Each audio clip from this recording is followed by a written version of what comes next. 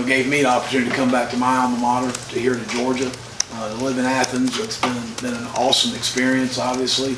But unfortunate situation with Coach Cochran in handling that, and certainly was ready to step on the field and do. I've asked players as a head coach and a coordinator and a position coach for a lot of years to do the best job you can in your role in the organization. And when I was an analyst, I wanted to do the best job I could do to be an analyst. When I was asked to be the special teams coordinator and work with the safeties and stars, then that's what I would do the best job I can do there. And that's the way I've always approached things in your role in the organization, and do the best job I can do for Coach Smart. Yeah, Will, you've got two freshmen back there at safety, and Malachi Starks and Ja'Cory Thomas. Just what have you seen from them so far in fall camp, and what is their potential, I guess, in terms of being a safety or a star, and how much you cross-training those guys? Well, right now we're training both of them to be safeties. Marcus Washington's also another young man that's playing star position, but all three of those guys are good young players. Obviously, Malachi and Ja'Cory have benefited going through spring, so they have a little bit better understanding of practice organization, schematically things we do, and that'll come with Marcus. But both are going to be really good players. When that happens, I don't know. We're only in practice 5 in training camp, so it's very early to tell on anything. But I'm really excited about both players.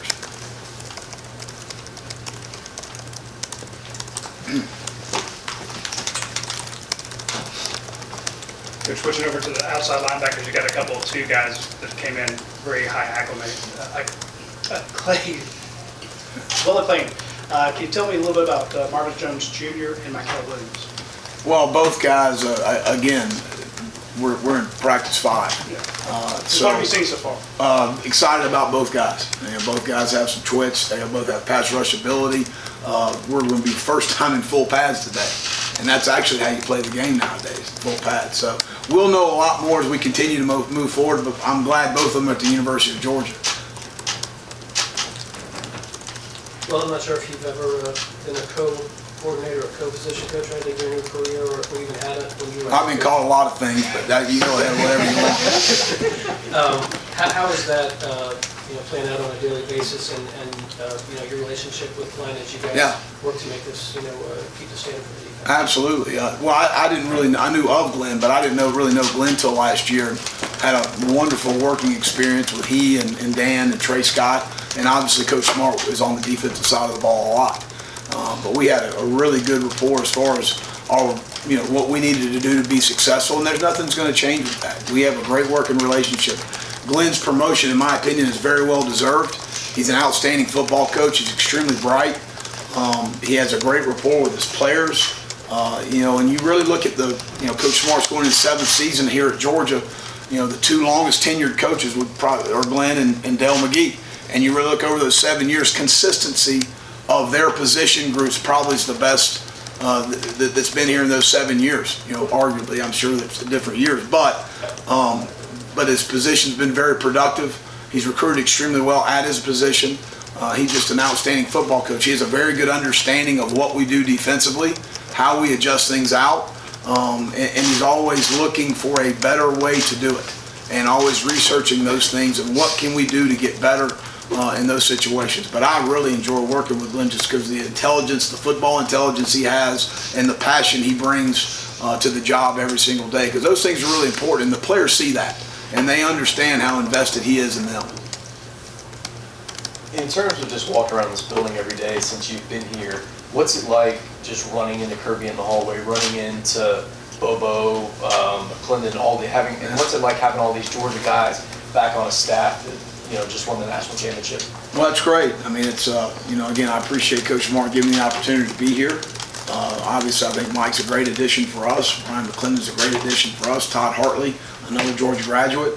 All of those guys are guys that I'm more familiar with. Coach Smart, Coach Bobo, and Coach McClendon. I'm getting to know Todd in the last year. The guy's an outstanding football coach. But all of those guys have a vested interest in the University of Georgia. And not that we didn't know other places, but at the end of the day, this is where you went to school, and certainly glad to be here. But I enjoy working with people. I told the players one night when I was talking to them, we spend more time with you guys and our coaching staff than we do our own families. I'm not proud to say that, but this is not a job; it's a lifestyle. It's what it is. And so you like to be able to spend time with people you enjoy being around. And we certainly do. And I credit Coach Smart and the staff that he's hired. There's people in the building that you enjoy coming to work because you like what you do, but you also like the people you're working with, and that's important. And how, if I might add, just how neat is it to be so close to your brother? Is he still love it? Yeah, he is. Yeah. Just how close has that relationship been since you've kind of been out of state? Well, our entire family. My brother Pat's in Rome. My mom's in Mentone, Alabama. My father passed 7 years ago, last May. But family's important. My wife's family's in Thomaston, Georgia. So it's the first time in our career we've been close and been able to get back and see everybody. And we're a very close-knit family, so that's awesome. Well, just coming off your experience as a head coach, even going back to last year, was there much of an adjustment for you stepping back into that role? And just what's that been like now with the focus? No, I really think that, number one, I credit, again, Coach and the staff of the young men we've recruited. I mean, we've got a really good group of young men that we enjoy coaching.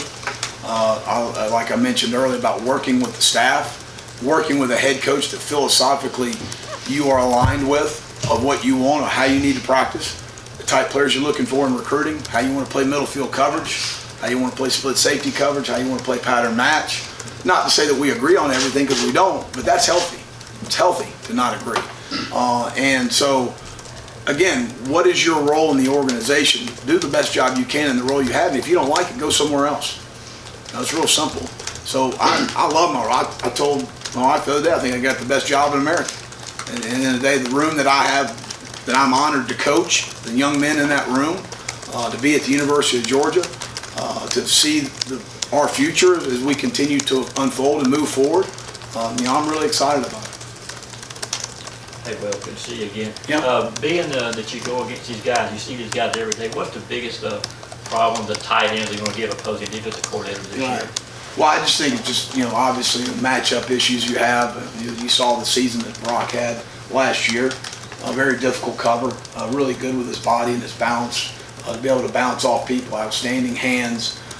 Darnell's a guy that's really difficult as far as just his length is concerned, and I think the combination of those things are very difficult to deal with, and then we've got some really good players past those guys. So, and I think Todd and our offensive staff do a great job of, putting them in positions to be successful in the offense as far as, really gearing things toward their skill set, and what they do well.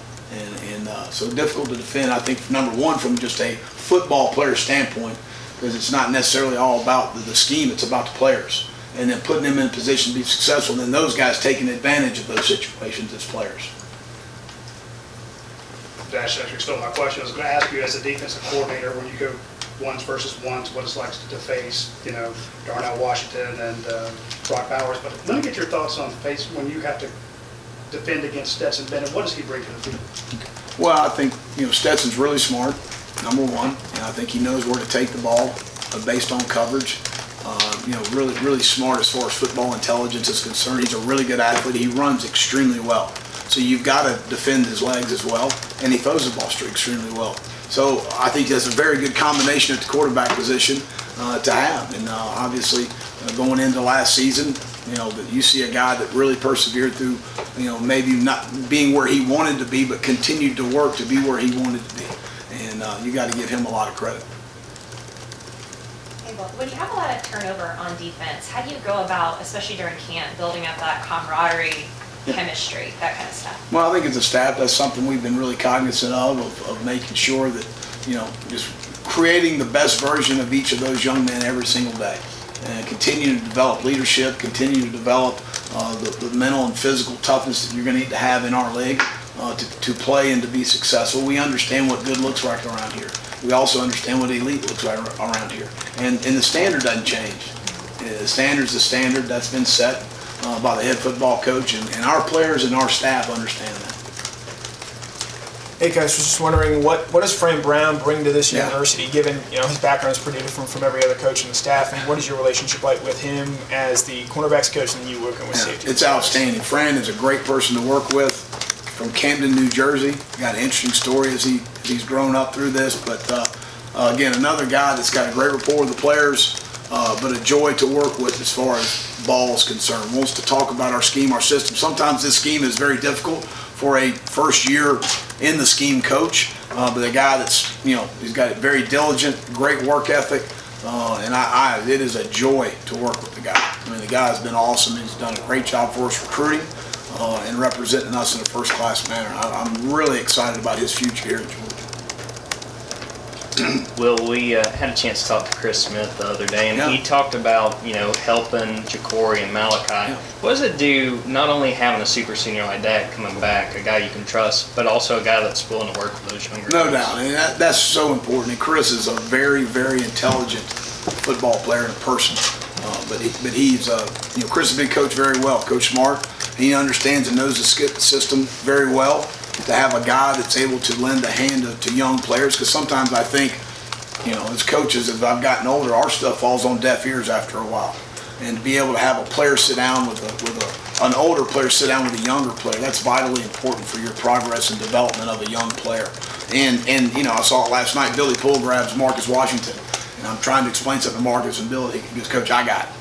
Which Bill Poole graduated 2 days ago, so that's a heck of a deal too.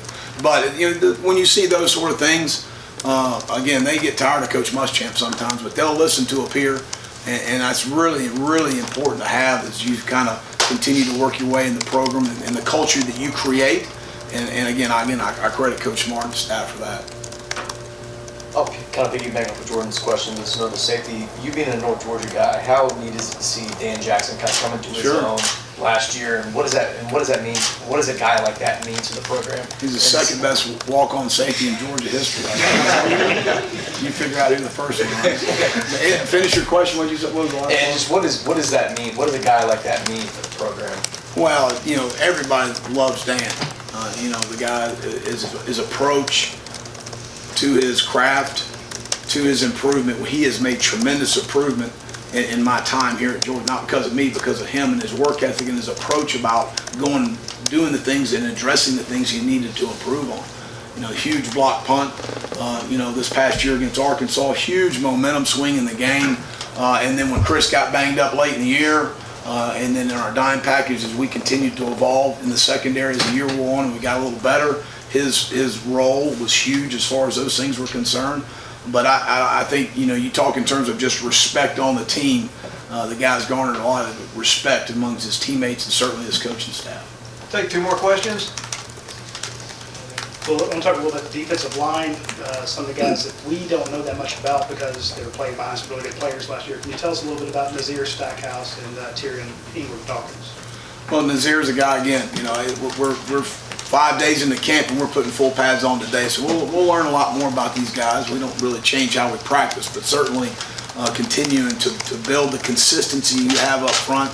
Trey Scott does a phenomenal job with our defensive line and the development of our defensive line. Some of those guys weren't really high-ranked recruits when they came in here, and they got developed too. I think Trey's as good a defensive line coach I've ever worked with. So I'll put Ty and Nas and our entire room in Trey's hands and let him develop those guys as we continue to move forward. But I've seen improvements drastically in my time with Nas and obviously Ty. Last fall a little bit, but he made huge strides in the spring, and we got to continue. We got to get a lot better. I do know that. And especially at that position, how critical that is, and the number of snaps we lost in our front seven. We've got to continue to take strides forward. Coach, obviously Kirby's a pretty modest guy. It's hard to get him to talk about himself, but you were someone that knew him way back, that played a big role in his career, whether it was Valdosta or LSU. Yeah. What did you see in Kirby then, 1, and then part 2? You've seen Georgia on the outside from every darn angle there is. What has he brought here that separated the school? Well, I think that, first of all, you see a guy that's a great competitor. He's a fierce competitor, and that goes way beyond his coaching day. That's Noontime Basketball Association at Valdosta State. We almost got in several fights, but we've matured since then. But no, he's a great competitor, extremely bright, does a great job with the players as far as relating with the players, motivating the players, continuing to challenge himself, to challenge our staff and our football team on a daily basis for a very high standard. He's got an element of toughness about himself, of knowing what it takes to be successful in our organization and in this league, a great understanding of our league, which I think is a huge part of being successful, you either adapt to what happens in our league. That football stuff's different. I'm talking about recruiting. I'm talking about all the different things that go into being successful in this league. And he certainly has done that and has done a phenomenal job here at Georgia. But a guy that, all around from a staff standpoint, from a roster management standpoint, and the elements of toughness that what we've got to do to be successful. Again, I could probably count on one hand the amount of maybe not so good practices we had last year. Now that's a lot of credit to our young men on our team because of the leadership and things like that, but that's also the culture that's been set of how we're going to practice at Georgia. You go to a Tuesday practice here, it's a thing of beauty. I mean, that's the way you're supposed to get after it, it's the way you're supposed to go after it, but it's what it's expected, it's what's set from the top all the way down within the organization, and it's understood that's the way we're going to do things. So again, I credit him with that. Thank you. All right, thanks.